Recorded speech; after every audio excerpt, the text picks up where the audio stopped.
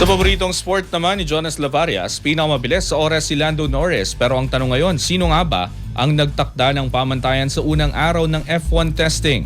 Ang ibang detalye alamin sa pag-abante ni Jake Miculob.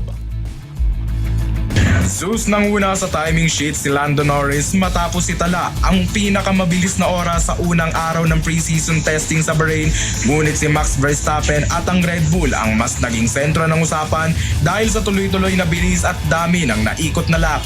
Nagtala si Norris ng 1 minuto at 34.669 seconds sa bagong McLaren MCL40 sa Sakir Circuit, bahagyang mas mabilis lamang ng 0.129 kay Verstappen na siyang pinakamabilis sa unang kalahati ng araw. Ngunit higit sa oras, ang naging kapansin-pansin ay ang 136 laps na nakumpleto ni Verstappen sa buong maghapon, isang malinaw na senyales ng kumpiyansa ng Red Bull sa kanilang bagong package, kabilang na ang sarili nila ngayong engine matapos humiwalay sa Honda. Sa panig ng McLaren, nilinaw na hindi oras o dami ng lap ang pangunahing layunin, kundi ang paglikom ng aerodynamic data upang mas maunawaan ang operating window ng kotse. Samantala Zeus, pumangatlo sa timing sheet si Charles Leclerc ng Ferrari habang nakapasok sa top 5 sa Esteban Ocon ng Haas. Si George Russell naman ay tinuturing na preseason favorite ay nagtapos sa ika-6 para sa Mercedes. Hindi naman naging perpekto ang araw para sa lahat. Naantalang Mercedes hapon